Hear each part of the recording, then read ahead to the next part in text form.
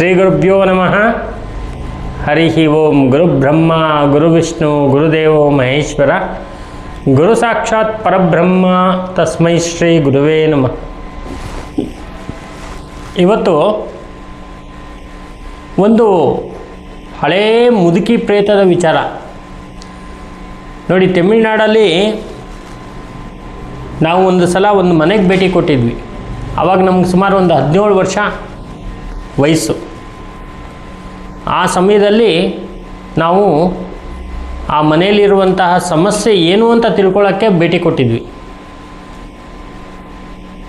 ಆ ಸಮಯದಲ್ಲಿ ಬಹಳ ಕಷ್ಟದ ಜೀವನ. ಯಾರು ಆ ಮನೆ ಓನರ್ ಇದ್ದಾನೆ ಪಾಪ ಆ ವ್ಯಕ್ತಿ ನಮ್ಮನ್ನು ಒಂದು ಸೈಕಲ್ ಗಾಡಿ ಅಂತೇಳಿ ಕರೀತಾರೆ. ಆ ವ್ಯಕ್ತಿ ಸೈಕಲನ್ನು ಮುಂದೆ ತುಳಿತಾನೆ, ಹಿಂದೆಗಡೆ ಒಂದು ಕುದುರೆ ಕಟ್ತಾರಲ್ಲ ಆ ಥರದೊಂದು ಗಾಡಿಯಲ್ಲಿ, ಆ ಗಾಡಿಯಲ್ಲಿ ಕರ್ಕೊಂಡು ಹೋಗ್ತಾರೆ. ಕರ್ಕೊಂಡು ಹೋದಾಗ ಒಂದು ಮನೆ ಹತ್ರ ಕರ್ಕೊಂಡು ಹೋಗ್ತಾರೆ.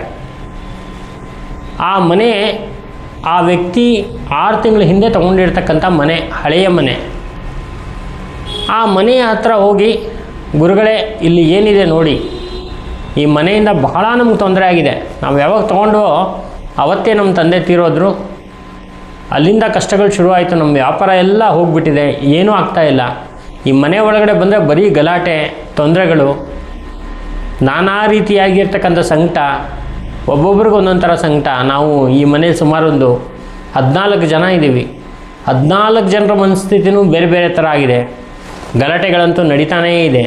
ಏನು ಮಾಡೋದು ಗುರುಗಳೇ, ಏನಿದು ಅಂತಕ್ಕಂಥ ವಿಚಾರ ನಮಗೆ ಕೇಳಿದ್ರು. ಸೊ ಆ ಮನೆ ಹತ್ರ ಹೋದ ತಕ್ಷಣ ನಮಗೆ ನಾವು ಅದನ್ನು ಕರೆಕ್ಟಾಗಿ ಅಬ್ಸರ್ವ್ ಮಾಡಿದಾಗ ನಮಗೆ ಅಲ್ಲಿ ನೆಗೆಟಿವ್ ಎನರ್ಜಿ ಇದೆ ಅಂತಕ್ಕಂಥದ್ದು ಗೊತ್ತಾಯಿತು. ಆ ನೆಗೆಟಿವ್ ಎನರ್ಜಿ ಇದೆ ಅಂತಕ್ಕಂಥದ್ದು ಗೊತ್ತಾದ ಮೇಲೆ ನಾವೇನು ಮಾಡಿದ್ವಿ ಅಂದರೆ, ಆ ವ್ಯಕ್ತಿಯನ್ನು ಕೈಕಾಲುಗಳನ್ನ ತೋರಿಸಿ ಮನೆ ಒಳಗಡೆ ಕರ್ಕೊಂಡು ಹೋದ್ವಿ. ಮನೆ ಒಳಗಡೆ ಹೋದ್ಮೇಲೆ ಆ ಮನೆಯ ಒಂದು ಮಧ್ಯದಲ್ಲಿ ಬ್ರಹ್ಮಸ್ಥಾನ ಅಂತೇಳಿ ಹೇಳ್ತೀವಿ ನಾವು. ಆ ಬ್ರಹ್ಮಸ್ಥಾನದಲ್ಲಿ ಕೂತ್ಕೊಂಡು ಸಂಜೆಯ ಸಮಯ ಒಂದು 6-6:30 ಆಗಿತ್ತು. ಒಂದು ದೀಪವನ್ನು ಹಚ್ಚಿಟ್ಟು ಒಂದು ಮಂಡಲವನ್ನು ಹಾಕಿ ಅಲ್ಲಿ ಒಂದಷ್ಟು ಕಪ್ಪು ಕವಡೆಗಳನ್ನ ಇಟ್ಕೊಂಡು ಒಂದು ಭೂತ ಪ್ರಶ್ನೆಯನ್ನು ಹಾಕಿದ್ವಿ. ಭೂತ ಪ್ರಶ್ನೆ 8 ಸಲ ಆಗಬೇಕಾಗತ್ತೆ. ಅಂದರೆ 8 ಸಲ ಕವಡೆಯನ್ನು ಹಾಕಬೇಕಾಗತ್ತೆ ನಾವು. ಅದನ್ನು ಭೂತ ಪ್ರಶ್ನೆ ಅಂಥೇಳಿ ಕರೀತಾರೆ. ಆ ಭೂತ ಪ್ರಶ್ನೆಗಳನ್ನು ನಾವು ಹಾಕಿದಾಗ ಆ ಮಂಡಲದೊಳಗಡೆ ಇರ್ತಕ್ಕಂಥ ಒಂದೊಂದು ಏನು ಅಲ್ಲಿಟ್ಟಿರ್ತಕ್ಕಂಥ ವಸ್ತು ಇದೆ ಅದು ಚಲಿಸ್ತಾ ಇರುತ್ತೆ. ಯಾವ ವಸ್ತು ಎಲ್ಲೆಲ್ಲಿ ಹೋಗಿದೆ ಅಂತಕ್ಕಂಥದ್ದನ್ನು ನಾವು ಅಬ್ಸರ್ವ್ ಮಾಡಿ ಕೊನೆಗೆ ಇದು ಏನು ಅನ್ನುವಂತಹ ವಿಚಾರವನ್ನು ನಾವು ಅವರಿಗೆ ಹೇಳಬೇಕು. ಈ ಥರ ಇದ್ದಾಗ ಆ ಮನೆಯ ಒಡತಿ ಏನಿದ್ದಾಳೆ, ಅವಳು ಒಂದು ಬೆಳ್ಳಿ ಲೋಟದಲ್ಲಿ ಒಂದು ಹಾಲನ್ನು ತಗೊಂಬರ್ಬೇಕಾದ್ರೆ ಆ ಒಂದು ಒಡತಿಯ ಮುಖವನ್ನು ನೋಡಿದಾಗ ಅಲ್ಲೂ ಕೂಡ ನಮಗೆ ಪ್ರೇತ ಕಳೆ ಕಾಣಿಸ್ತು. ಆ ಇಟ್ಟಿರ್ತಕ್ಕಂಥ ಹಾಲಲ್ಲಿ ಆ ಹಾಲಿನ ಬಣ್ಣ ಬದಲಾವಣೆ ಆಗಿದೆ ಅಂತಕ್ಕಂಥದ್ದು ನಾನು ಅಬ್ಸರ್ವ್ ಮಾಡಿದೆ. ಕೊನೆಗೆ ಇದು ಕರೆಕ್ಟಾಗಿರ್ತಕ್ಕಂಥ ವಿಚಾರ ಏನು ಅಂತ ನೋಡಿದಾಗ ಅಲ್ಲಿ ನಮಗೆ ಗೊತ್ತಾಗಿದ್ದೇನಪ್ಪ ಅಂದರೆ, ಈ ಮನೆ ಹಿಂದೆ ಒಂದು ಅಜ್ಜಿಯ ಮನೆ. ಅಂದರೆ ಆ ಅಜ್ಜಿಗೆ ಮಕ್ಕಳೆಲ್ಲ ಹೋಗ್ಬಿಟ್ಟಿದ್ದಾರೆ, ಅಂದರೆ ಸತ್ತೋಗ್ಬಿಟ್ಟಿದ್ದಾರೆ. ಗಂಡನೂ ಸತ್ತೋಗಿದ್ದಾನೆ, ಅಜ್ಜಿ ಒಬ್ಬಳೇ ಇದ್ಲು. ಆ ಅಜ್ಜಿಯ ಸಂಬಂಧಿಕರ ಒಬ್ಬಳು ಹೆಂಗಸು ತಾಂತ್ರಿಕ ರೀತಿಯಲ್ಲಿ ಆ ಅಜ್ಜಿಯನ್ನು ಸಾಯಿಸಿರ್ತಕ್ಕಂಥದ್ದು.